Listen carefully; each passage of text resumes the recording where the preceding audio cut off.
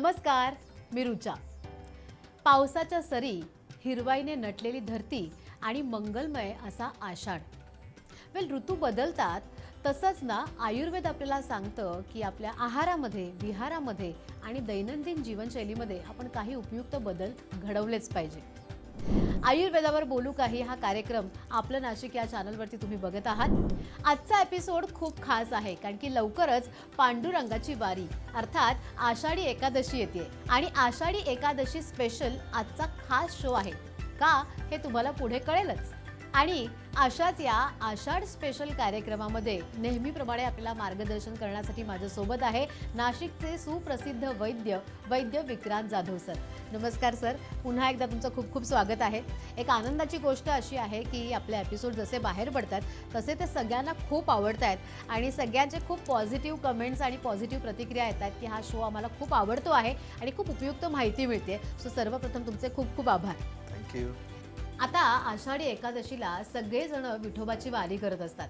So या विठोबाच्या वारीमध्ये हे जे वारकरी लोक असतात त्यामध्ये काही जणांना मधुमेह असेल, काही जणांना बीपी असेल, काही जणांना अस्थमा असेल. पण वारीमध्ये कोणी आजारी पडतं असं अजूनपर्यंत तरी ऐकिवात नाहीयेत आणि खूप लोक त्यांची सेवाही करत असतात.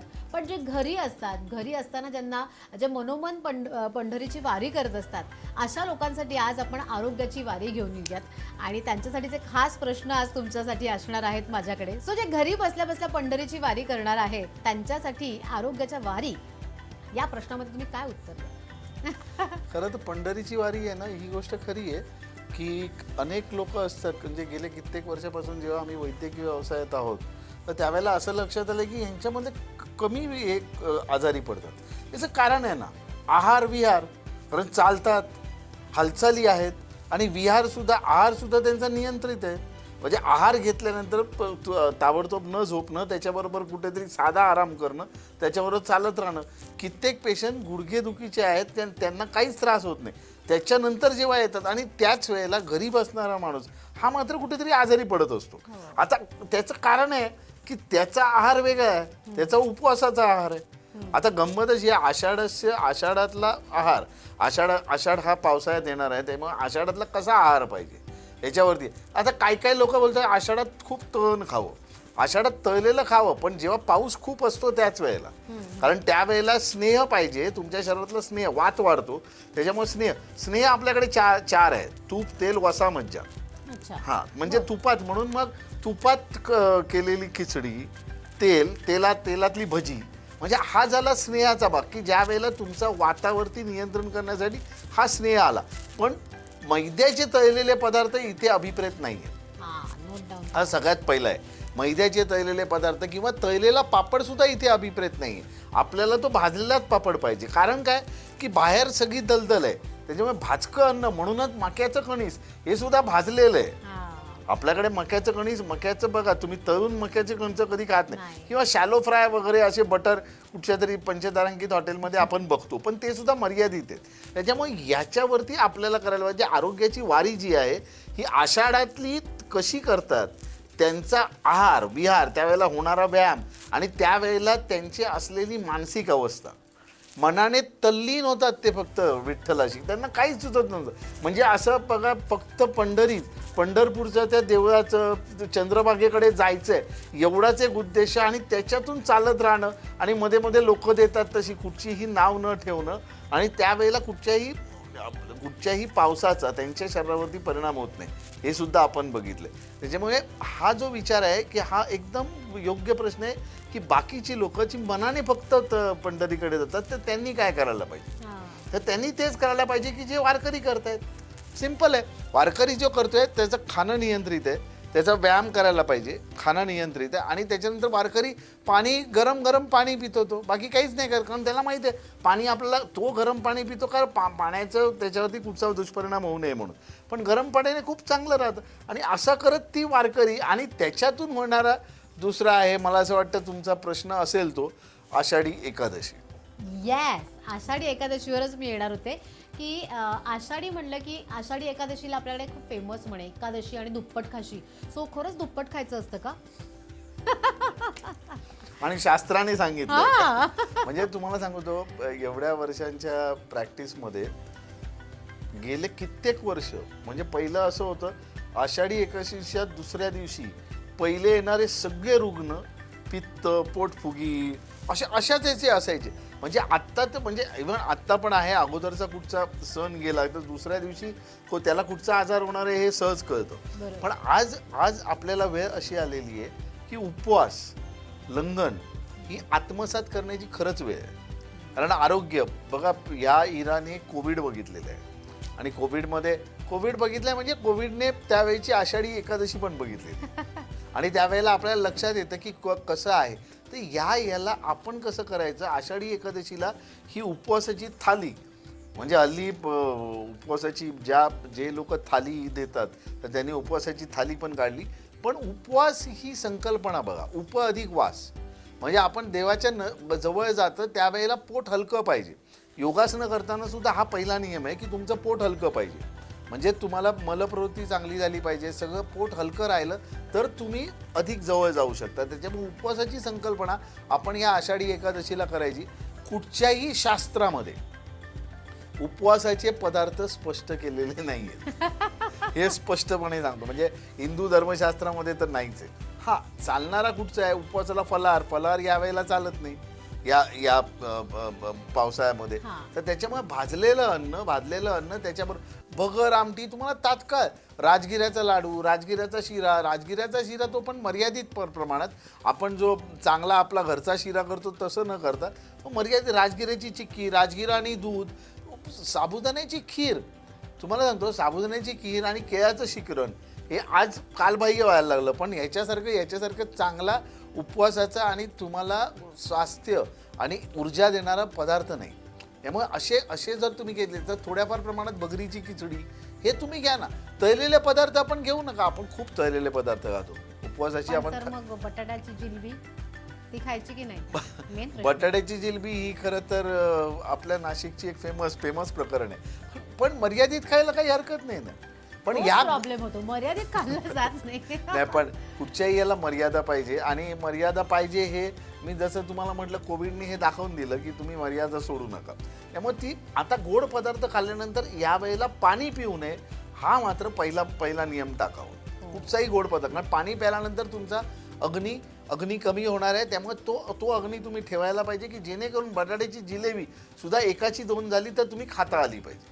तर त्यामुळे या पद्धतीने जर आपण गेलो, भाजलेलं आणि हलकं ठेवलं तर मला असं वाटतं आषाढी एकादशीची वारी ही आरोग्याची वारी करत आपण सगळे पुढे जाऊ आणि तुम्हाला त्या वारीची अनुभूती वेगळ्या पद्धतीने येईल विठ्ठल स्मरणाने. पण आता सरांनी एक गोष्ट सांगितली त्यावरनं मला एक प्रश्न पडलाय, खूप महत्वाचा प्रश्न आहे. कळेलच तुम्हाला कोणता आहे, पण त्याआधी घेऊयात एक छोटीशी विश्रांती. बघत राहा आपलं नाशिक.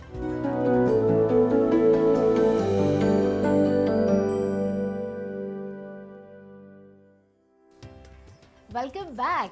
तुम्ही बघताय आपलं नाशिकवर आयुर्वेदावर बोलू काही. मी आहे रुचा आणि आपल्याला मार्गदर्शन करण्यासाठी माझ्यासोबत आहेत वैद्य विक्रांत जाधव सर. सर, मगाशी आपण आरोग्याची वारी या विषयाबद्दल बोलत होतो आणि एकादशी दुप्पट खाशी यावर पण सरांनी छान मार्गदर्शन केले. पण त्यामध्ये तुम्ही एक गोष्ट सांगितली की केळ्याचं शिकरण ही आता लोप पावत चाललेली स्वीट डिश आहे. पूर्वी खूप सगळ्यांना आवडायची, पण आयुर्वेदामध्ये दूध आणि फळं हे वर्ज्य मानतात ना किंवा चालत नाही ना, मग केळ्याचं शिकरण कसं चालणार आहे? बरोबर, हा प्रश्न बरोबर आहे. पण आयुर्वेदामध्ये दूध आणि फळं करताना 3 गोष्टी त्याला अपवाद टाकलेल्या. त्याच्यामध्ये डाळिंब आणि दूध, आंबा आणि दूध. आणि केळ्याच्या बाबतीत ज्या वेळेला आपण बोलतो त्यावेळेला वेलचीची केळी आणि दूध असं ते मिश्रण आहे. हा फ्रूट सॅलड नव्हे. आयुर्वेदानं फ्रूट सॅलडला पूर्ण विरोध केलाय. हे तिन्ही पदार्थ जे आहेत दुधात मिश्र केलेले, हे फ्रूट सॅलड नव्हे. हा एक रसायन आहे की ज्याच्यामध्ये तुम्ही फळ टाकता. फलाहार आणि दुग्धाहार असं दूध आणि फळं हे विरुद्ध आहेत, मान्य आहे. पण ती इतर फळं विरुद्ध आहेत. त्याच्यामध्ये आम्लगुण अधिक असतो. म्हणजे आंबट पदार्थ, फळं नको, आम्लगुण अधिक असतो. त्याच्यामुळे डाळिंब आणि दूध, आंबा आणि दूध त्याच्यामुळे मान्य झालं ना. त्यामुळे पण फ्रूट सलाड आणि शिकरण ह्याच्यामध्ये खूप मोठी तफावत आहे, खूप मोठी. म्हणजे यावेळेला पाहिजे तर शिकरण करून बघा आणि त्याला वेलचीची केळी वापरा. चांगली वेलचीची केळी हा त्याला आहे. शिकरण करताना जर मूळ आहार्य ग्रंथात आपण बघितलं तर त्याच्यामध्ये वेलचीच्या केळीचा उपयोग केलेला आहे. अच्छा, ती छोटी असतात छोटी केळी. असतात, हां. म्हणजे छोटी केळीच गुणाने श्रेष्ठ असतात आणि त्याच्यामुळे त्याच्यात केलंय आणि त्याच्यामध्ये केळ्याचाच गोडवा वापरलाय, साखर नाही टाकली. हां, फक्त म्हणजे केळाचं केळ आणि दूध बस एवढं. बस बस बस. तर भगरी बरोबर दाण्याची आमटी असते आणि उपवास म्हणलं की दाण्याचा लाडू तर आलाच ना, पण असं म्हणतात की दाणे जास्त खाल्ल्यानंतर ऍसिडिटी होते. तर मग हे दाण्याची आमटी, दाण्याचा लाडू आम्ही खावा की नाही? ते दाण्याचा लाडवाला कदाचित शास्त्राचा विरोध आहे, कदाचित म्हणायचे आहेच. म्हणजे भगरी बरोबर ज्या वेळेला शेंगदाण्याची आमटी करतो त्या शेंगदाणे ऊर्जा देणारा म्हणून आपल्याकडे सांगितलंय. पण पुन्हा एकदा आलं मर्यादा. शेंगदाण्याची आमटी आपल्याला भगरी बरोबर, भगरीच्या खिचडी बरोबर लागत नाही, पण आपल्याला ओलसरपणा लागतो म्हणून, पण ती मर्यादात प्रमाणे खावी. आपण पितो, इतकी टेस्टी असते, काय करणार. आपण पितो. त्याच्यामुळे ह्या मर्यादा, कारण हे पित्तवर्धक आहे. मुळातच ह्या आषाढामध्ये ज्यावेळेला पाऊस खूप मोठ्या प्रमाणात पडतो त्यावेळेला अग्नी दाबला जातो आणि पित्ताचं ऊर्जा होते, पित्ताचं ऊर्जन वाढतं आणि म्हणूनच आषाढानंतर हे वाढू नये म्हणूनच शास्त्रकारांनी श्रावण टाकलेलं आहे. म्हणजे श्रावणाची जी महिमा आहे, श्रावण महिना असा केलाय, श्रावण मासी हर्षमानसी वगैरे वगैरे आहेत, पण त्याच्याबरोबर म्हणूनच टाकलंय की जे आपण, तुम्ही मगाशी बोललात की सुरुवातीला की आता श्रावणाची ही पाऊलवाट आहे आणि आषाढी एकादशी नंतर आपण श्रावणाच्या पावला, म्हणजे तीच आरोग्याची वारी पुढे जाते, ती श्रावणाकडे जाते. त्यामुळे ह्याचा आपण गरम पाण्याचा वापर उपवासाच्या दिवशी करायला पाहिजे की जेणेकरून पोट हलकं राहील. आपल्याला ज्या ज्या वेळेला भूक लागते त्या त्या वेळेला, तुम्ही शेंगदाण्याचे लाडू म्हटलं तर राजगिराचे लाडू आपल्याकडे सांगितले. ज्यावेळेला दुधाचं सांगितलं त्यावेळेला दूध आणि राजगिरा हे सांगितलेले. दूध आणि राजगिरा खूप छान आहे म्हणजे, आणि कारण याच्यामध्ये तक्र किंवा दही हे मात्र निषिद्ध आहे. तक्र म्हणजे ताक. हा, ताक म्हणजे ताक एरवी पण चालतं तुम्हाला सुंठ आलं टाकून, पण यावेळेला ताक निषिद्ध आहे. आता दह्याच्या बाबतीत आहे, दही खूप मॅश करून त्याच्यामध्ये काळे मिरे टाकून जर दह्याचा वापर केला तर दही आपल्याला बाधणार नाही. म्हणजे दही खायचं कसं तर मोरं दही, आणि मोरं दही यावेळेला मडक्यात जरी ठेवलं तर पावसाळा असल्या कारणाने मडक्यामध्ये दही त्या प्रमाणात तयार नाही होणार, कारण पाणी जास्त निघणार. तर त्यामुळे त्याच्यामध्ये मिरं टाकून जर आपण ते दही घेतलं तर त्या दह्याचा स्वाद पण चांगला लागतो आणि दही आरोग्याला पण चांगलं राहतं. पण जर का एवढं सगळं करून आता काय खूप लोकांचा कंट्रोल नसतो जिभेवरती, आणि त्यामुळे एवढे छान टेम्पटिंग पदार्थ खाल्ल्यानंतर ज्यांना कोणाला त्रास होत असेल तर त्यांच्यासाठी आपण काय उपाय सांगू शकतो? हे मुळात म्हणजे लंगण हा सगळ्यात मोठा उपाय आहे याच्यात. कारण बघा, तुम्हाला अग्नी प्रदीप्त करण्यासाठी बाहेर उष्णता नाही आहे, त्याच्यामुळे दह्यामुळे किंवा पोटफुगी झाली तर त्यावेळेला लंगण काही न खाता तुम्ही राहा, थोडं थोडं गरम पाणी प्या, आणि एकदमच वाटलं तुम्हाला तर तुम्ही कोकमाचं सरबत घेऊ शकता. म्हणजे तुमचं म्हणणं असं आहे ते तुम्हाला ऊर्जा पण देईल. म्हणजे यांचं म्हणणं असं आहे की आषाढी एकादशीला तुम्ही दुप्पट खा आणि दुसऱ्या दिवशी मात्र पूर्णपणे उपवास करा, असं पण होऊ शकतं. वेल, एक इंटरेस्टिंग अजून मला त्याच्यावरनं असं सुचतं की दाणे सगळ्यांना प्रचंड आवडत असतात. दाण्याचे विविध पदार्थ आहेत. काही जण फ्राय दाणे, तळलेले दाणे खातात मस्त तिखट मीठ वगैरे टाकून, तर काही जण उकडलेले दाणे खातात. सो यापैकी बेटर कुठले का दोन्ही वर्जन? मला जर उकडलेले शेंगदाणा हा खूप चांगला आहे. म्हणजे शेंगदाणे उकडलेले जे आहेत ते खूप चांगले. त्याच्यामध्ये सैंधव टाकावं. जे लोक मीठ टाकतात त्याच्याऐवजी मी सांगेन सैंधव आणि मिरे हे जर टाकले उकडलेल्या दाण्यांमध्ये तर ते तुम्ही खाऊ शकता. फ्राय दाणे नको. फ्राय तर वेल, जसं आता एकादशीला आपण विठोबाची पूजा करतो, तर कुठल्याही देवाची जेव्हा आपण पूजा करतो तेव्हा त्याच्यासमोर आपण छोटासा काहीतरी नैवेद्य दाखवत असतो, आणि अगदीच काही नसेल तर दूध मात्र आपल्याकडे असतं. पंचामृत तर त्याहून चांगलं. सो दूधच का असावं किंवा पंचामृत, याच्या मागे पण काही कारण आहे का? खूप मोठं कारण असावं, कारण शास्त्रकारांनी दूध हे भूतलावरचं अमृत सांगितलेलं आहे. दुग्धाहार म्हणजे त्या निमित्ताने दूध, आता बघा नवीन पिढी, तो एक खूप मोठा विषय होईल दुधाचा, पण नवीन पिढी दुधापासून बाजूला चालली आहे. पण दूध हे सात्विक पदार्थ आहे. सगळ्यात मोठा सात्विक पदार्थ जर भूतलावरचा आहे तर तो दूध आहे, कारण तो मनुष्यातून निर्माण होतो, प्राण्यांतून निर्माण होतो. सस्तन प्राणी हा एक वेगळा विषय आहे, आणि त्या दुधामध्ये त्या माणसाच्या मनाची ऊर्जा आहे. आणि त्यामुळे ते दूध ज्या वेळेला आपण बघा नैवेद्य देताना प्राणाय स्वाहा, व्यानाय स्वाहा, उदानाय स्वाहा, समानाय स्वाहा, अपानाय स्वाहा, हे 5 वायू आहेत. हे 5 वायू आहेत खरे की जे तुमच्या पंचवायू जे तुमच्या शरीराला नियंत्रित करतात आणि त्यामुळे ज्या वेळेला आपण नैवेद्य देतो त्यावेळेला देवाकडे जाताना की हे या 5 वायूंना मी समर्पित करतो आणि या 5 वायूंनी त्यांचं योग्य कार्य करून माझ्या शरीराला आरोग्य द्यावं हा त्याच्या मागचा उद्देश आहे.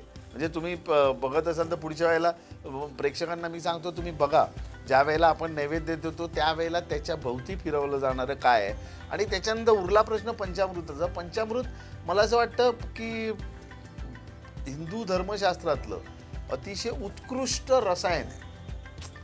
उत्कृष्ट रसायन म्हणजे त्याच्यामध्ये काय नाही आहे, स्नेह नाही. म्हणजे पंचामृताचं लोक बोलत असतील तर पण तुम्हाला खरं सांगतो पंचामृतासारखं टॉनिक नाही. म्हणजे जे पंचामृत करतात त्याचं त्वचा, त्याची पोट, त्याची स्निग्धता, त्याचं वातनाड्या आणि त्याची बुद्धिमत्ता ही शार्प राहिलीच पाहिजे. हां, सौंदर्य राहिलंच पाहिजे म्हणूनच पंचामृताचा वापर केलेला आहे. म्हणजे पंचामृत स्नानम ज्या वेळेला पूजा असते त्यावेळेला पंचामृताने आपण देव असतील ते असतील पण देवाची मूर्ती किंवा देवाचे सगळे आपले टाक आहेत ते पंचामृताने स्नान देतो आपण त्यांना आणि त्याच्यानंतर शुद्धोदक स्नानम. म्हणजे पंचामृताने स्नान देताना म्हणजे हे का सांगितलंय धर्मशास्त्राने हे सांगितलं अरे बाबा तू पण पंचामृत घेत जा. पंचामृताने आम्हाला स्नान देताना तू पंचामृत घेत जा. म्हणूनच मुलांना सुद्धा पंचामृत देण्याची प्रथा आहे. म्हणजे धर्मशास्त्राने त्यांच्या प्रत्येक कृतीतून आपल्याला एक आरोग्याचा मंत्र दिलेला आहे. बरोबर. आणि त्याच्यामुळे ते पंचामृत आणि दुग्ध विचार करा की आपण नैवेद्य देताना दुधाच्या ऐवजी का कुठचा पदार्थ नाही वापरला. कुठेही असलं तरी दूधच आहे आणि दूध आहे म्हणजे मग दुधाचं शिकरण आहे. ज्या वेळेला हे सगळे पदार्थ नव्हते त्यावेळेला शिकरण होतं कारण ऊर्जा देणारा केळ आहे. म्हणजे तुम्ही जे आहे तर शिकरण हे गोड म्हणजे बघा नैसर्गिक स्वीट डिश म्हणजे काहीच नाही त्याच्यामध्ये. म्हणजे आज ठीक आहे आज खूप काही पदार्थ आले म्हणजे मोदकाचे 25 प्रकार आले वगैरे वगैरे पण त्यावेळेला काहीच नाही. त्याच्यामुळे दुधाला आणि याला खूप चांगलं महत्त्व आहे. मी तर म्हणतो दूध शिकरण आठवड्यातून 3 वेळा लोकांकडे असावं. दुधाचा नैवेद्य घरच्यांनी द्यावा आणि घरच्यांनी प्रत्येकाने त्या निमित्ताने दुधाचं सेवन करावं हे सांगतो. आणि तेच कारण ते आपलं नाही आहे धर्मशास्त्राचं आहे. आम्ही तर काही सांगितलेलं नाही आहे हे धर्मशास्त्राने सांगितलेलं आहे दुधाचं आणि तेच आपण अवलंबलं पाहिजे असं मला वाटतं. म्हणजे प्रत्येक शास्त्र आरोग्याचा इतका मोठा मंत्र आपल्याला देत असतं ना पण ती ओळखण्याची नजर आणि हे आपल्याकडे पाहिजे. आता ती नाही आहे आपल्याकडे म्हणूनच सर आपल्याला मार्गदर्शन करत आहेत आणि एक एक मंत्र आपल्याला उलगडून सांगता आहेत. वेल दूध या विषयावर एक सेपरेट एपिसोड आपल्याला करता येईल कारण की आजकालच्या पिढीला दूधच वर्ज्य केलंय. म्हणजे आजकालच्या तरुण मुलांनी लहान मुलांनी दूधच पिऊ नये असा एक आहे त्याच्यावरचा एक सेपरेट शो आपण करूयात. पण सर सध्या ना व्हॉट्सअपवर एक गोष्ट फार व्हायरल होतीये की आषाढ तळतात म्हणे तर आषाढ तळावा वगैरे असं बरंच काय काय होतं तर मग तळावा का आषाढ. मला असं वाटतं की थोडंसं हे चुकीचं मार्गदर्शन आहे. आषाढ तळतात काही भाजतात असं कारण आषाढामध्ये तळलेले पदार्थ तळणं म्हणजे काय स्नेह. हां पण आता मी जसं तुम्हाला सांगितलं तसं तेल तूप वसा मज्जा हे 4 स्नेह आहे. तर वसा आणि मज्जा आपण बाजूला काढूया आणि तेल आणि तूप आपल्याकडे दिलं आहे म्हणजे तेल जो ज्याला परवडतं त्याने तेल घ्यावं ज्याला परवडतं त्याने तूप घ्यावं. आता ह्याच्यामध्ये मर्यादित स्वरूपात आहे. तुमच्या शरीरामध्ये वात जो वाढतोय तर त्या वाताला नियंत्रण करण्यासाठी तेल आणि तुपाचा वापर आहे पण तळलेल्या पदार्थांचं नव्हे. त्याचं कोणीतरी काहीतरी काढलं की तळलेल्या पदार्थांचा वापर तर तळलेल्या पदार्थांचा अजिबात नाही आहे. तुमच्या शरीरामध्ये वृक्षता निर्माण नाही होणार आहे. जास्त वृक्षता निर्माण करेल वातच. वात वाढला तर त्या प्रमाणात पण वातावरण तर वृक्षता नाही निर्माण करत. तर वातावरण तर तुमच्यामध्ये जल वापरतोय ना. पंचमहाभूतांपैकी पृथ्वी आप धातू तुमच्याकडे वाढतोय तर आपल्याला तेल कसं काय तेल तरंगणार ना पाण्यामध्ये तर त्याच्यामुळे हे चुकीचं आहे. हा तुपाचा वापर मात्र करायचा आहे पण तो फार मध्य याच्या प्रमाणात.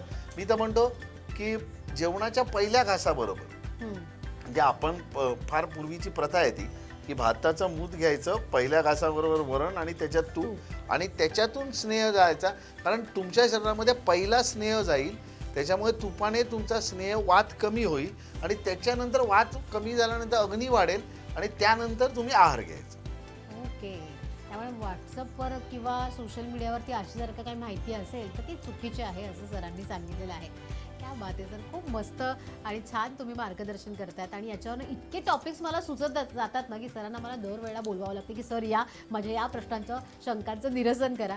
सो याही वेळेला तुम्ही आलेला आहात आणि एवढं छान छान आम्हाला आषाढाबद्दल मार्गदर्शन केलेलं आहे त्याबद्दल खूप खूप धन्यवाद. आणि असाच त्रास मी पुढेही देणार आहे तुम्हाला.